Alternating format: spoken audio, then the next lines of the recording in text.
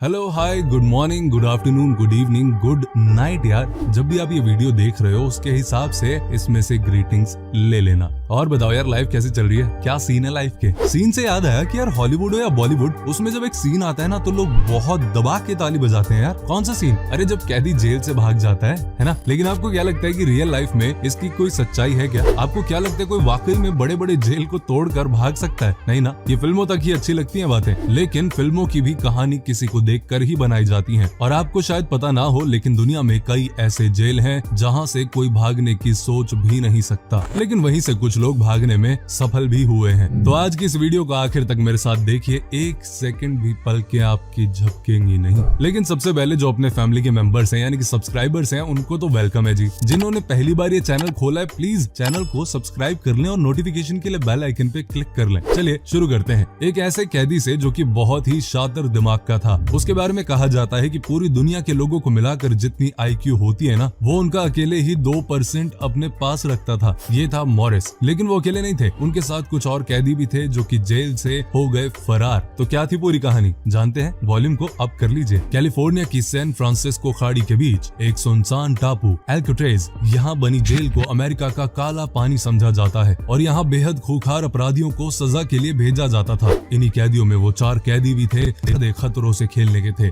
John और Clarence नाम के एंगलिन भाई के साथ 2 कैदियों का दोस्ताना बढ़ा और वो थे मॉरिस और एलन। इन चारों की कोठरियां आसपास थी, इसलिए ये चारों ज्यादातर वक्त जेल से भागने के तमाम रास्तों, साजिशों और तैयारियों पर बातचीत करते थे। इस साजिश को कामयाब करने के लिए कई तरह के साधनों के साथ ही खतरों से खेलने का हौसला चाहिए था, क्योंकि पहले जिन कैदियों ने भागने की कोशिश की थी उनमें से कुछ को गोली तक मार दी गई थी।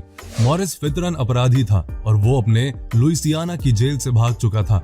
इस जेल यानी एल्काट्रेज में पहले भी कुछ वक्त कैदी रह चुका था, इसलिए इस जेल की बनावट से वाकिफ था। उसी ने बाकी तीनों को साथ लेकर भागने की साजिश का मास्टर प्लान बनाया। मॉरिस को इस जेल से भागने के लिए असल में मदद चाहिए थी, वो अकेले भागने की साजिश नहीं रच सकता था।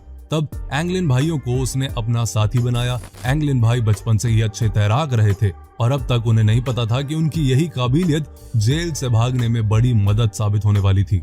और एलन इस ग्रुप में इसलिए शामिल हुआ क्योंकि उसे भी आजाद होना था, लेकिन उसके पास उतना हौसला, कुशलता और तरकीब नहीं थी। एलन की कोठरी चूंकि पास ही थी, इसलिए उसे मॉरिस ने अपने साथ करना ठीक समझा, वरना वो खतरा साबित हो सकता था। अब चारों ने मिलकर पूरी योजना तैयार कर ली थी और भागने की योजना पर काम शुरू होना था। एल्काट्रेज में कैदियों से बेहद काम करवाया जाता था। सेना के लिए कपड़े, जूते और फर्नीचर बनाने जैसे कई काम कैदी करते थे। तो मजा आ रहा है कहानी सुनने में? आगे ध्यान से सुनिए। एल्काट्रेज जेल जहां बनी थी वो टापू कुदरती तौर पर खनिजों की खान था। कैदियों को इन खानों में काम करने के लिए भी ले जाया जाता था और इसी काम के लिए जेल से बाहर जाना वो मौका था जहां से इन चारों को अपनी जरूरत की चीजें जुटानी थी, लेकिन गार्ड से बचकर। किसी भी कैदी के किसी भी तरह के संदिग्ध बर्ताव पर गार्ड्स को गोली मारने के आदेश मिले हुए थे, इसलिए जोखिम बहुत था। साल 1962 में मॉरिस, एंगलिन भाई और एलन जब ये योजना बना रहे थे, तब इस टापू पर इस जेल के लोगों के अलावा कोई नहीं था।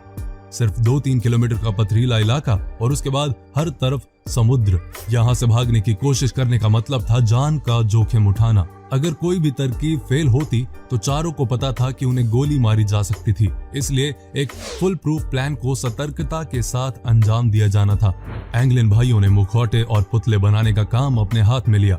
बाद में पकड़े न जाने के इंतजाम के लिए इन मुखौटों और पुतलों को दोनों भाइयों ने बड़ी चतुराई और कारीगरी के साथ तैयार किया।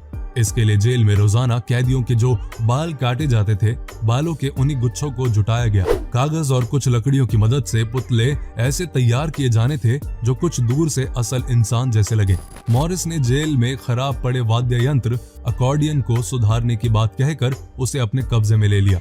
साथ ही सबने मिलकर रेनकोट्स चुराने का काम हाथ में लिया था। इन रेनकोट्स और उस अकॉर्डियन की मदद से मॉरिस ने एक ऐसी नावनुमा चीज बनाने का जिम्मा लिया था जो हवा की मदद से पानी में तैर सके। एलन का काम बाकी तीनों की मदद के लिए सामान जुटाने में मदद करना था। इनके साथ ही जेल में चम्मचों और बटर नाइफ जैसे बर्तन भी चुराए जाते रहे जो आगे काम आने थे।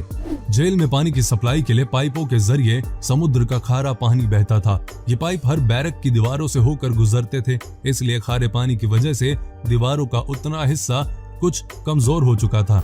मॉरिस को जेल की ये बारीकियां पता थी, इसलिए उसने बाकी तीनों को अपनी अपनी कोठरी में पाइप वाले हिस्से की तरफ से एक छेद बनाने को कहा, जो सीधे जेल के बाहर जाने का रास्ता होना था।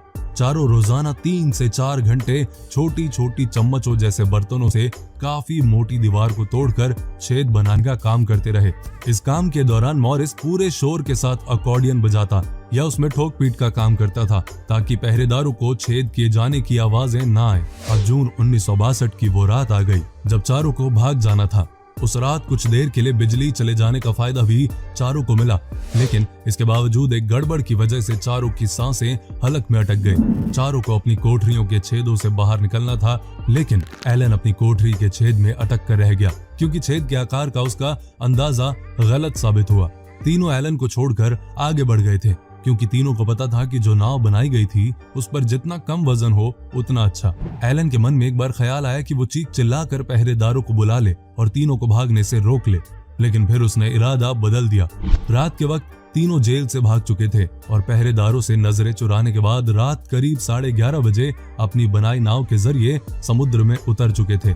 उधर सुबह तक जेल के किसी पहरेदार या अफसर को इसकी भनक तक नहीं लगी। सुबह जब एक गार्ड ने एलन को एक छेद में फंसे और जूझते देखा, तब उसने सायरन बजाकर सबको अलर्ट किया। किसी तरह एलन को उस छेद से निकाला गया और उसके बाद एलन ने जेल प्रशासन की मदद करते हुए पूरी कहानी बयां की। फौरन बाद भागे हुए 3 कैदियों की तलाश शुरू हुई। आज भी कई लोगों का कहना है कि ये तीनों के तीनों मारे गए, लेकिन कईयों का कहना है कि तीनों ब्राजील में आज भी रह रहे हैं। तो कमाल की कहानी थी ना ये, लेकिन इनकी कहानी के बाद एक और दिलचस्प कहानी है, जरा ध्यान से सुनिए। अब मैं आपको दिखाता हूँ कहानी योशी शिरातोरी की। एक ऐसा शातिर चोर जो कि 1 बार नहीं, 2 बार भी नहीं, बल्कि 4 बार जेल से भागने की साजिश कर चुका है और चारों बार सफल भी हुआ। लेकिन वो बात अलग है कि इसे बाद में पकड़ लिया जाता था। ओमोरी जापान 1936 की बात है ये। कैदी योशी शिरातोरी के साथ बहुत बड़ा अन्याय हुआ। उसको हत्या के जुर्म को कबूल करने के लिए मजबूर किया जा रहा था, जो उसने कभी की ही नहीं थी। योशी शिरातोरी को बंदी बनाकर ओमोरी की जेल में बंद कर दिया गया। यहाँ उसको जेल के गार्ड्स के द्वारा रोज प्रताड़ित किया जाता। हद तो तब हो गई जब शिरातोरी के खिलाफ केस लड़ रहे वकील ने इनके लिए फांसी की सजा की मांग कर डाली। अब उसके दिमाग में ओमोरी जेल से भागने के प्लान बनने लगे, पर ये इतना आसान नहीं था। कई दिनों तक गार्ड्स की मूवमेंट और उनके आने जाने के टाइम टेबल को नोटिस करते हुए उसने अपना प्लान बनाया। एक दिन सुबह 5:30 बजे उसने अपनी चाल चली। उसको पता था कि गार्ड के हर गश्त के बाद 15 मिनट का अंतराल होता है। इसी 15 मिनट के अंतराल में उसने एक तार निकाला, जो कि उसने बाथरूम की बाल्टी से चुराया था, और ताले में डालकर उसे खोलने की कोशिश करने लगा। कुछ ही मिनट के बाद वो इस ताले को खोलने में कामयाब हो जाता है, पर अभी भी उसकी परेशानी खत्म नहीं हुई थी, क्योंकि वहां और भी दरवाजे थे जिन्हें उसे खोलना था। वो जानता था कि उसके पास ज्यादा समय बचा नहीं है और इसीलिए उसने बचे हुए सुरक्षा दरवाजों को खोलने का प्रयास करने में कोई समय बर्बाद नहीं किया। सौभाग्य से उसने इन दरवाजों को पार करके अपने आप को जेल से बाहर तो निकाल लिया था, पर बुरी खबर ये थी कि अभी भी वो आजादी से काफी दूर था। वो अभी भी जेल के सर्च पैरामीटर के भीतर ही था, जहां से उसको अलार्म बजते ही पकड़ा जा सकता था। शिरातोरी को इस बात का अंदाजा पहले से था, इसलिए उसने इसके लिए भी अलग प्लान तैयार कर रखा था। 15 मिनट बाद जब पहरेदार शिरातोरी के सेल में झांकते हैं तो उन्हें लगता है कि वो अपने बेड पर सो रहा है। उन्हें इस बात का एहसास ही नहीं हुआ कि जिसे वो शिरातोरी समझ रहे हैं वो तो एक डिजाइन है जो कि उसके बेड को तोड़कर बनाई गई थी। और अगली सुबह आखिरकार गार्ड्स को पता चल जाता है, अलार्म बजता है, लेकिन तब तक शिरातोरी शहर से बाहर जा चुका था। पर बदकिस्मती से शिरातोरी 3 दिन बाद ही वापस पकड़ा जाता है। 6 साल बाद 1942 में दूसरे विश्व युद्ध के मध्य शिरातोरी को अकीता सिटी की जेल में ट्रांसफर कर दिया जाता है। यहाँ के गार्ड्स उसको और भी बुरी तरह प्रताड़ित करते थे, क्योंकि उन्होंने उसकी जेल से भागने की कहानी के बारे में सुन रखा था। यहाँ पिटाई के साथ साथ शिरातोरी से अत्यधिक काम करवाया जाता था। कड़ाके की ठंड में भी कंक्रीट के फर्श पर सुलाया जाता था और लंबे समय तक उसको अकेले कमरे में बंद कर दिया जाता था। उसको एक स्पेशल सेल में रखा जाता जो इतनी संकरी थी कि ढंग से सो भी नहीं सकता इंसान वहाँ पे। ये सेल उन लोगों के लिए बनाई गई थी जो अक्सर जेल से भाग जाते थे, पर शिरातोरी यहाँ से भी भाग जाता है। एक रात जब बारिश हो रही थी, जेल गार्ड शिरातोरी की सेल को देखकर हक्का बक्का रह जाता है। शिरातोरी की सेल में केवल उसकी हथकड़ी पड़ी थी। शिरातोरी फिर भाग निकला था। गार्ड को विश्वास ही नहीं हो रहा था, क्योंकि उसने अपने हाथ से सेल को लॉक किया था जो अभी तक बंद ही थी। तो उसने ये किया कैसे? एक्चुअली शिरातोरी रोज रात अपनी हथकड़ी खोल लेता था। ये काम उसके दाएं हाथ का खेल था। फिर वो अपने दीवार पर चढ़कर कमरे के रोशनदान को हटाने की कोशिश करता। ऐसा वो कई दिनों तक करता रहा। फिर आखिरकार वो उस रोशनदान को तोड़ने में सफल हो पाया। उसके बाद वो वहां से निकलने के लिए सही समय का इंतजार करने लगा, जो उस बारिश वाली रात से अच्छी नहीं हो सकती थी। बस फिर क्या, वो फिर से आजाद हो गया, लेकिन एक बार फिर वो पकड़ा गया।